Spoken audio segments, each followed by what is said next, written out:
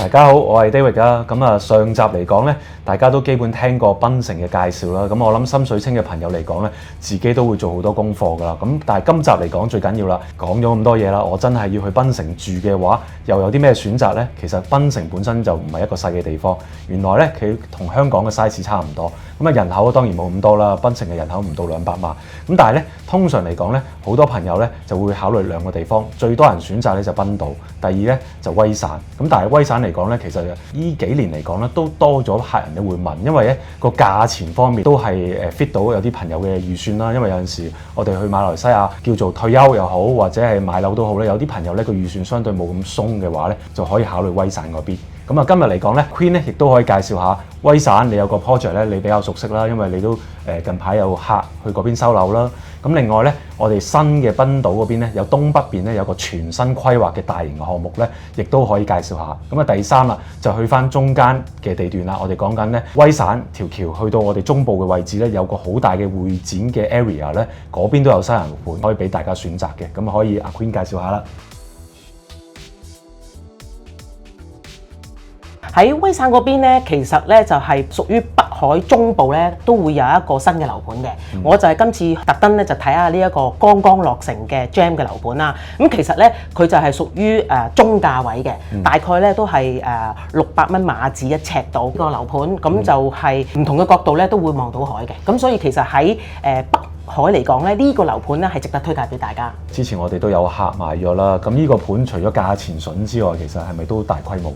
係啊，佢總共咧係有4座嘅，一齊係落成嘅。啱啱咧就係買咗嘅買家，包括埋我哋嘅客戶咧，都係攞鎖匙啦。咁就係入去添置啲家私就可以即刻入住嘅。咁唯一一樣嘢咧都可以提一提大家嘅。咁因為呢個係喺北海嚟講咧係一個全新嘅項目啦。咁對於周邊嘅配套咧，發展商咧都仲會有未來起嘅商場同埋係酒店嘅。佢會有個大嘅商場進駐係 Sogo 簽咗嘅。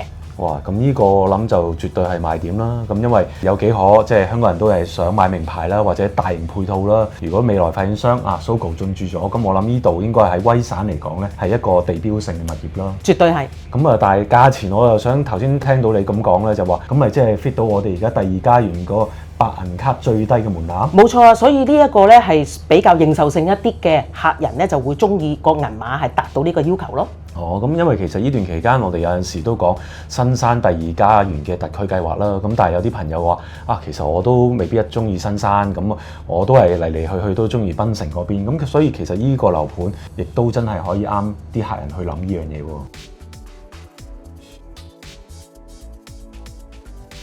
除咗你陪客仔收樓，我都知道你睇咗其他樓啦。因為其實有部分嘅客仔都中意翻去賓島啦。咁其實有啲咩好嘅推介呢？咁喺 Georgetown 附近咧，東北面咧就有一個好大嘅島啦，一個大嘅發展商就會喺嗰度就係興建佢一個好龐大嘅規劃。以我所知咧，其實真係好似香港嘅愉景灣咁樣，又有鋪位啦，即係大型嘅商場啦，有寫字樓啦。咁啊住宅啦，同埋有呢個遊艇會喎。咁啊，其實未來嘅發展應該會非常之好啊。因為本地嚟講咧，就係本地人咧，今次係佔到8-9成嘅入市。咁其實呢個盤嚟講咧，都係啱啱開始發展嘅。咁按你做地產經驗咁耐嘅話，其實買呢類型嘅物業嚟講，有啲咩好處咧？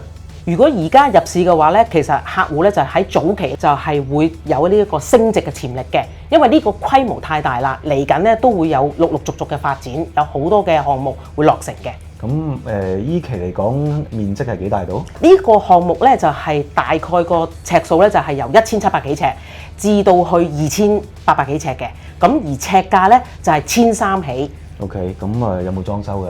有㗎，佢係豪華裝修嘅，客人咧只需要收樓嘅時候咧就係買家私咧就可以入住㗎啦。咁當然啦，個 size 面積就會比較大啲啦。個總價如果各位朋友嚟講預算鬆動啲嘅，又中意優質物業嘅，同埋咧將來嘅前景咧有得預期嘅，因為其實發展商咧都喺呢度咧成個島都係佢哋會 keep 住投入資源去發展咧，咁可以考慮下呢個項目。咁其他項目仲有啲咩推介啊？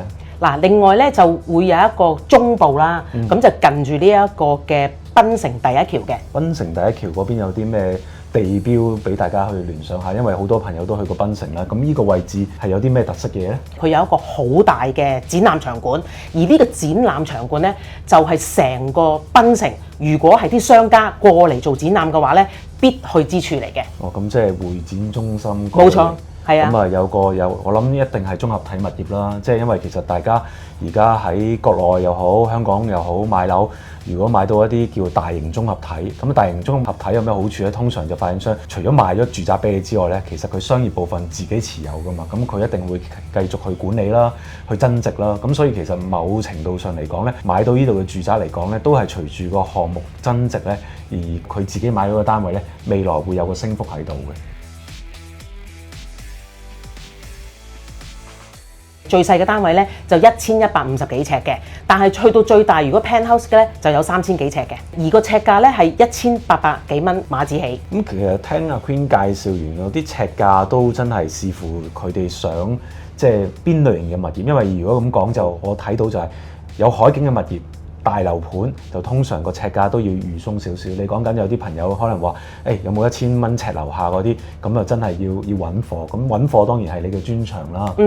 咁所以其實各位觀眾朋友嚟講，如果大家都想喺檳城揾到唔同嘅項目作個比較嘅話，都真係可以問一問我哋呢位阿 Queen。咁我相信大家都對唔同地段有啲咩新項目嘅選擇呢，大概會有個概念啦。咁但係臨到尾聲啦，我就幫大家介紹下，因為其實好多朋友有陣時都會諗究竟我喺檳城而家我又未真係諗住去移居啦。咁我作為投資又好，買個物業嚟講長線揸又點呢？咁呢度我諗就翻一個基礎數據，就係成個馬來西亞呢，其實好簡單。第一，數字都幾透明嘅，大家喺網上都會查到一個叫馬來西亞房地產指數。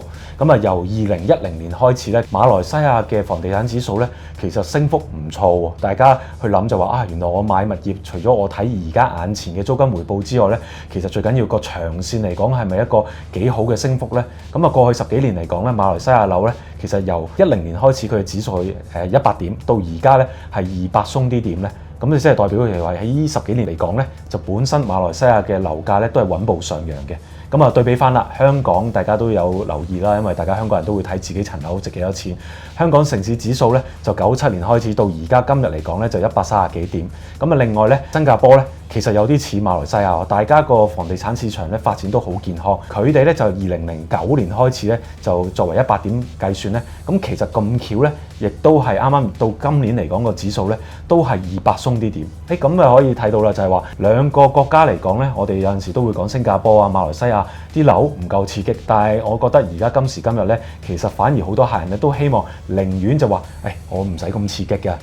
穩步上揚又可以收到租咧，作為我去投資一個房產，無論係自住、長線持有，我諗呢個因素大家都可以注意翻。